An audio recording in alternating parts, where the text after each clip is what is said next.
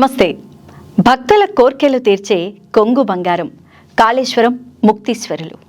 తెలంగాణ, మహారాష్ట్ర, ఛత్తీస్గఢ్ రాష్ట్రాల భక్తులతో నిత్యం పూజలు అందుకుంటూ ఉంటారు వీరంతా.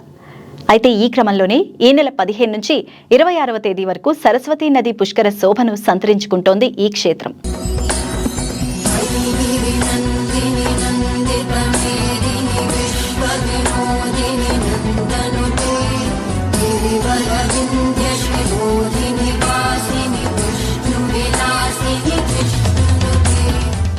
అత్యంత ప్రతిష్టాత్మకంగా నిర్వహించే సరస్వతీ పుష్కరాలు, దక్షిణాదిన కుంభమేళాను తలపించేలా కాళేశ్వర ముక్తేశ్వర క్షేత్ర సన్నిధిలో 12 రోజుల పాటు సరస్వతీ మాసోత్సవ పుష్కర సంబరాలు.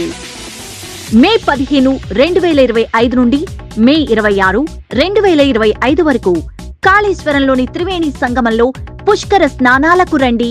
త్రివేణి సంగమంలో పుష్కర స్నానాలను ఆచరించి పునీతులు కండి. శ్రీ కాళేశ్వర ముక్తేశ్వర స్వామి కృపకు పాత్రులు కండి.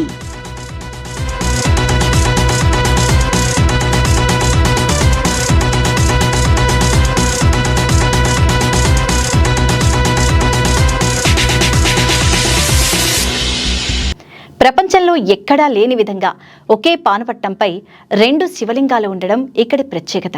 ఈ లింగాలలో ఒకటి కాలుడు అంటే యముడు, ముక్తీశ్వరుడు అంటే శివుడిగా వెలిసినట్టు పురాణాలు పేర్కొంటున్నాయి. ముక్తీశ్వర లింగానికి 2 నాసికా రంధ్రాలు కూడా ఉంటాయట. అందులో ఎన్ని బిందెల నీళ్లు పోసినా కూడా బయటికి కనిపించవు. ఆ నీరు సొరంగ మార్గం గుండా గోదావరిలో కలుస్తుందని పూర్వీకులు చెప్తూ ఉంటారు. గర్భగుడికి 4 దిక్కుల 4 ద్వారాలు, 4 నంది విగ్రహాలు, 4 ధ్వజస్తంభాలు, 4 గోపురాలు ఉండడం ఈ కాళేశ్వర క్షేత్రం విశేషం. కాళేశ్వర క్షేత్రం గోదావరి పరివాహక ప్రాంతం కావడంతో మహారాష్ట్ర నుంచి ప్రవహిస్తున్న ప్రాణహిత, ఆదిలాబాద్ నుంచి గోదావరి, అంతర్వాహిని, సరస్వతి నదులు కలిసిన క్షేత్రం కాళేశ్వరం అంటూ ప్రాచుర్యంలో కూడా ఉంది ఓ కథ. పూర్వం యమధర్మరాజు ఓ కార్యం నిమిత్తం స్వర్గలోకంలో ఇంద్రుడి వద్దకు వచ్చాడట. ఇంద్రలోకంలోని వైభవాలు చూస్తూ ఆశ్చర్యపోతాడు. ప్రజలు ఇక్కడ సుఖ సంతోషాలతో ఉంటూ యమలోకానికి రావడానికి ఇష్టపడ్డరు. ఇక వీరంతా ఆ మహాశివుణ్ణి పూజిస్తున్నట్టు తెలుసుకుంటాడు. మహాశివుణ్ణి పూజిస్తే కోరిన కోరికలు తీరుతాయని గ్రహించి ముక్తీశ్వర ఆలయం ఎదుట 12 సంవత్సరాల పాటు ఘోర తపస్సు చేస్తాడు. ముక్తీశ్వరుడు ప్రత్యక్షమై యమధర్మరాజును తపస్సు ఎందుకు చేస్తున్నావు, నీ కోరిక ఏంటి అని ప్రశ్నిస్తాట. అందుకు యమధర్మరాజు, నీవు భక్తులకు సర్వ పాపాలు తొలగించి సుఖ సంతోషాలు ప్రసాదిస్తూ కైలాసానికే పంపిస్తున్నావు. మరి యమలోకంలో నాకు పని లేకుండా పోయింది అంటూ పేర్కొంటాడు. అందుకోసం ఈ ముక్తీశ్వరాలయంలో నీ లింగం పక్కనే నాకు చిన్న చోటు కల్పించి భక్తులు నీకంటే ముందు నన్నే పూజించాలని ముక్తీశ్వరుడితో ఓ వరాన్ని అడుగుతాడు. అందుకు ముక్తీశ్వరుడు తన పక్కన ఆలయంలో చోటు కల్పించాడు. అందుకే కాలుడు, ముక్తీశ్వరుడు ఇద్దరు వెలిసిన నేపథ్యంలో కాళేశ్వరం అనే పేరు వచ్చినట్టు పురాణాలు చెప్తున్నాయి. ముందుగా యముడు అంటే కాలుణ్ణి కొలిచిన తర్వాతే శివుణ్ణి ఆరాధిస్తారు భక్తులు. అప్పటి నుంచి ఈ క్షేత్రం భక్త జనులతో ప్రాచుర్యంలోకి వచ్చిందని పురాణాలు తెలుపుతున్నాయి. ఇక్కడ ఏ కోరిక కోరుకున్నా వెంటనే తీరిపోతుందట. ప్రధాన ఆలయంతో పాటు మహాసరస్వతి, శ్రీ శుభానందాదేవి అమ్మవారి ఆలయాల్లో భక్తులు పూజలు చేస్తారు. ఇక శ్రాద్ధ త్రికోటి సరస్వతీ నది పుష్కరాలు ఈ నెల 15 నుంచి 26వ తేదీ వరకు జరగబోతున్నాయి. నదిలో స్నానమాచరిస్తే పుణ్యఫలం లభిస్తుంది. పుష్కర సమయంలో ముఖ్యంగా పితృదేవతలకు తీర్థ శ్రాద్ధాలు, పిండ ప్రదానాలు ముఖ్యం.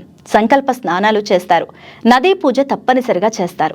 ఈ నదిలో 12 రోజుల పాటు స్నానాలు ఆచరిస్తే పుణ్యఫలం లభిస్తుంది. 33 కోట్ల దేవతామూర్తులు నదీ జలాల్లో సంచరిస్తారు పుష్కర సమయాల్లో. ఈ పుష్కరిణిలో స్నానాలు చేస్తే పాపాలు తొలగి పుణ్యం ప్రాప్తిస్తుంది.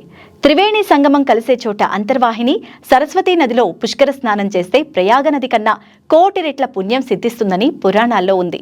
పుష్కర స్నానంతో సర్వ పాపాలు తొలగి ముక్తి లభిస్తుందట.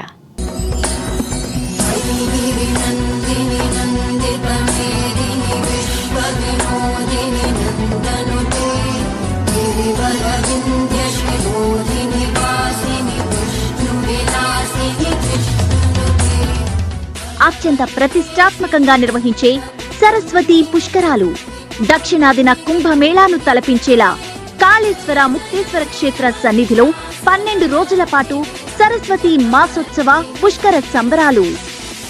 మే 15, 2025 నుండి మే 26, 2025 వరకు కాళేశ్వరంలోని త్రివేణి సంగమంలో పుష్కర స్నానాలకు రండి.